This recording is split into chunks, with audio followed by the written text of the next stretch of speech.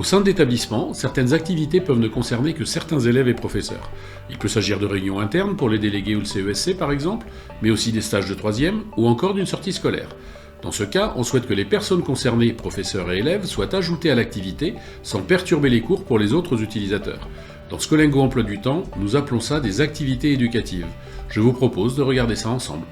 Pour illustrer notre exemple, nous allons organiser un voyage à Rome. Nous allons donc dans les activités éducatives, nous allons ajouter une nouvelle activité, nous saisissons le titre, puis les dates du séjour du 7 jusqu'au 11 mai. Nous allons ensuite sélectionner les enseignants. Pour cela, nous allons les filtrer sur la discipline. Nous allons commencer par choisir la professeure d'italien, Madame Corbel. Elle va être accompagnée par la professeure de latin, qui est Madame Clermont, voilà qui est fait, et nous allons également ajouter les professeurs d'histoire-géographie pour encadrer cette sortie. On les sélectionne, et voilà qui est fait. Nous allons maintenant sélectionner les élèves, et sur le même principe, nous allons filtrer tous les élèves qui pratiquent l'italien LV2.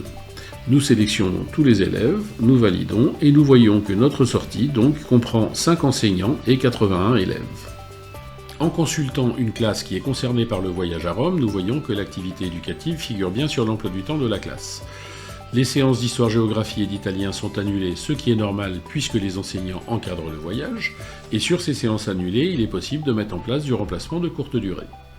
Pour les autres séances, il est possible d'afficher la liste des élèves qui participent, ce qui nous permet de vérifier que tous les élèves qui font de l'italien et qui participent au voyage ont bien été retirés de ces séances. Dans le NT, en allant dans le cahier de texte d'une élève qui participe au voyage à Rome, nous constatons que des séances ont été ajoutées dans lesquelles les enseignants pourront mettre des contenus. L'élève aura toujours la possibilité de basculer sur le cahier de texte de sa classe afin de consulter les séances qui se sont déroulées pendant qu'il participait à son voyage. Concernant les feuilles d'appel, pour les séances qui ont été maintenues, on constate que les élèves qui participent à l'activité éducative ont été notés dispensés, ceci afin d'éviter que l'enseignant ne les note absents lorsqu'il validera son appel. Parallèlement, une feuille d'appel spécifique a été générée pour l'activité éducative, elle est partagée par l'ensemble des enseignants qui encadrent cette activité, et on y retrouve bien les 80 élèves qui participent à notre voyage à Rome.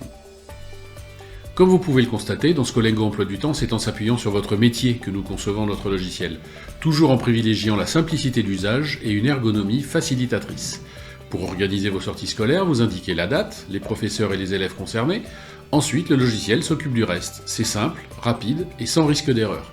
Si vous souhaitez en savoir plus sur Scolingo Emploi du Temps, nous pouvons vous proposer une démonstration individualisée.